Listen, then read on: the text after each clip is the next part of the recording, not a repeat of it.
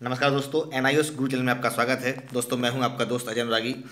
दोस्तों, आज हम आपको अध्ययन कराने जा रहे हैं पाठ्यक्रम 509 उच्च प्राथमिक स्तर पर सामाजिक विज्ञान शिक्षण का अधिगम के संपूर्ण यूनिट्स का हल आपको एक ही पीडीएफ में मिल जाएगा। आप दोस्तों हमारे साथ, हमारे इस यूट्यूब के साथ जुड़े रहें।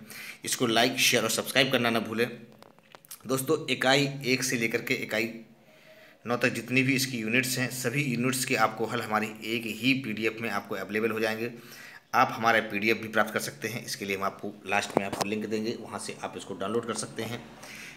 आप हमारे इस पीडीएफ को ई बुक के रूप में हमारी वेबसाइट www.niusguru.in से लॉगिन भी कर सकते हैं, वहाँ से उसको पीडीएफ को डाउनलोड कर सकते हैं। तो आइए दोस्तों, चलते हैं। सबसे पहले इकाई 1 सामाजिक विज्ञान की प्रकृति से संबंधित कौन कौन से महत्वपूर्ण बहुविकल्पी प्रश्न हैं। दोस्तों, चूंकि ये सारे संपूर्ण यूनिट का हल मैंने कंबाइंड एक ही पीडीएफ में तैयार किया हुआ है, एक ही इसका यूट्यूब बनाया है, तो सभी मैं पढ़ करके आपको नहीं सुना सकता हूँ। आप इसको देखते चलें और इसका अध्ययन करते चलें। यह आपकी आगामी परीक्षा के लिए बहुत ही उपयोगी है। इम्पोर्टेंट सिलेक्टेड क्वेश्चंस मैंने आपके तैयार किए हैं। यह क्वेश्चंस पढ़ने के बाद आपको कहीं से कोई भी मटेरियल अन्यत्र पढ़ने की आवश्यकता नहीं है। मेरी इस बात की गारंटी है कि जो पीडीएफ या जो स्टडी मटेरियल 509 का हम आपके लिए लेकर के आए हैं, 100% प्रश्न आपके इसी पीडीएफ से आपको प्राप्त होंगे। हमने प्रत्येक यूनिट वाइज बहुविकल्पीय, लघु उत्तरीय एवं दीर्घ उत्तरीय प्रश्न तैयार किए हुए हैं। जी इकाई 1 के लघु उत्तरीय प्रश्न हैं। सामाजिक विज्ञान के संदर्भ में राष्ट्रीय पटचर्या की रूपरेखा समझाइए। एनसीएफ 2005 क्या है, इसको आपको समझना है। उच्च प्राथमिक विद्यालय पाठ्यक्रम में सामाजिक विज्ञान की स्थिति का वर्णन कीजिए।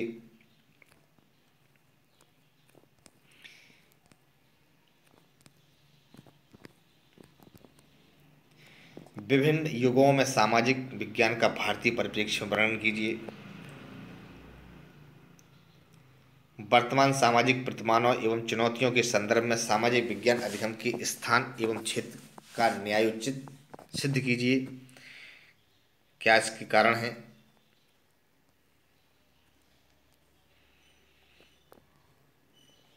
अगला प्रश्न है, सामाजिक विज्ञान के अंतर विषयक एवं एकीकृत परिप्रेक्ष्य का वर्णन करें। तो सामाजिक विज्ञान में अंतर विषयक परिप्रेक्ष्य क्या है, सामाजिक विज्ञान में एकीकृत परिप्रेक्ष्य क्या है।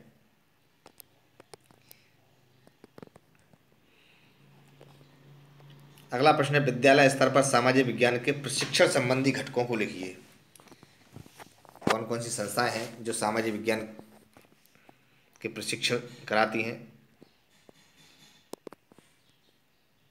इसमें आपको एनसीईआरटी सीबीएसई के बारे में अध्ययन करना है। इसी इकाई से, पहली इकाई से जो विस्तृत उत्तरीय प्रश्न है वह है, सामाजिक विज्ञान के विकास स्पष्ट करते हुए सामाजिक विज्ञान की अवधारणा एवं सामाजिक अध्ययन की अवधारणा, इससे संबंधित को परिभाषित आपको करना है।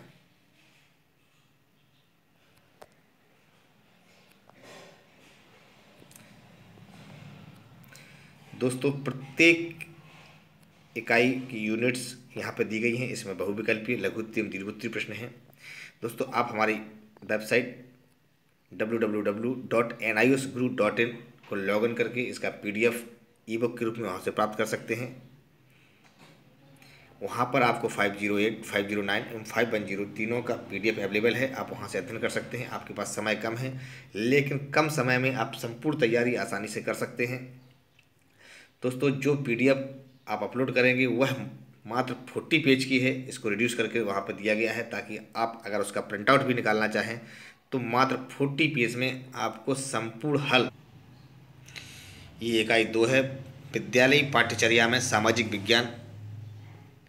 इसके बहुविकल्पी प्रश्न, अशोक के शिलालेख को पढ़ सकने वाला प्रथम व्यक्ति कौन था, जेम्स फ्रांसिस।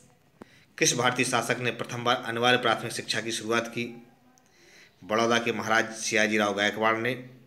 शिक्षा आयोग ने प्रजातंत्र के लिए प्रशिक्षण की सिफारिश की, माध्यमिक शिक्षा आयोग 1948-49 ने। और ब्रिटिश सरकार द्वारा भारत में सर्वप्रथम जनगणना की शुरुआत कब की गई है, 1872 को। औपनिवेशिक काल में पाठ्यक्रम का क्या उद्देश्य नहीं था, तो राष्ट्रवादी विचारधारा का विकास करना यह उद्देश्य नहीं था। अगला बहुविकल्पी प्रश्न है, सामाजिक विज्ञान पाठचर्या के निर्माण में निर्णयों को प्रभावित करने वाले कारक कौन से हैं? तो राष्ट्रवादी विचारधारा, प्रजातांत्रिक मूल, स्वतंत्रता संग्राम के आदर्श व नीतियाँ एवं उपरोक्त सभी। तो इसमें सही जो उत्तर है वह है उपरोक्त सभी। अगला प्रश्न, इतिहास लेखन की परंपरा भारत में कब शुरू हुई? औपनिवेशिक काल में। ईश्वर का प्यारा राजा प्रियदर्शी, यह कथन किसके संबंध में है? तो यह कथन है चंद्रगुप्त मौर्य के संबंध में। अगला प्रश्न है, भारत के प्रथम विस्तृत लिखित इतिहास का श्रेय किसको जाता है? तो लिखित इतिहास का जो श्रेय जाता है वह है जेम्स मिल को। ईस्ट इंडिया कंपनी द्वारा 1887 में स्थापित सर्वे ऑफ इंडिया का उद्देश्य क्या था? तो भारत के खंड की खोज व मापन करना, सैन्य कार्रवाई करना और नागरिक उद्देश्यों की पूर्ति करना, या उपरोक्त सभी। तो इसका सही उत्तर है उपरोक्त सभी। दोस्तों आइए देखते हैं इस इकाई से जो लघु उत्तरीय प्रश्न है, सामाजिक विज्ञान पर प्रभाव डालने वाली औपनिवेशिक परंपराओं पर चर्चा कीजिए। तो औपनिवेशिक परंपराएं और उसके राष्ट्रीय परिप्रेक्ष्य क्या है, इसका आपको अध्ययन करना है। अगला प्रश्न है, अंतर्राष्ट्रीय परिप्रेक्ष्य में सामाजिक विज्ञान पाठ्यचर्या पर टिप्पणी लिखिए।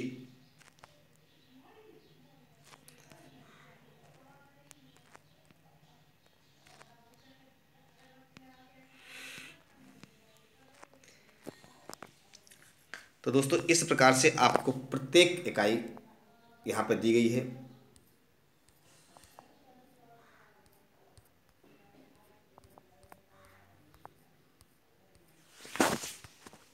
इकाई 3 है ये इतिहास क्या है। इकाई 3 के जो भी लघु उत्तरीय प्रश्न है, बहुविकल्पी प्रश्न है, दीर्घ उत्तरीय प्रश्न है, सभी आपको इस ई बुक में मिलेंगे।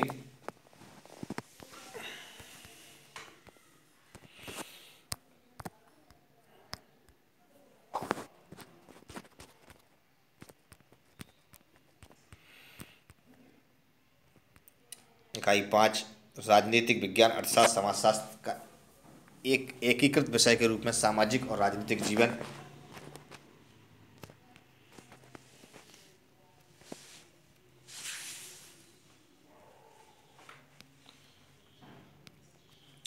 तो दोस्तों संपूर्ण इकाई आपको एक सिंगल पीडीएफ में है, आप इसको डाउनलोड कर लें। इसका आप पीडीएफ हमारी NIUS की वेबसाइट जो हमारी है niusguru.in, वहाँ से आप प्राप्त कर सकते हैं। दोस्तों आप हमारे यूट्यूब चैनल NIUS गुरु से जुड़ें, इसको लाइक, शेयर और सब्सक्राइब करना ना भूलें।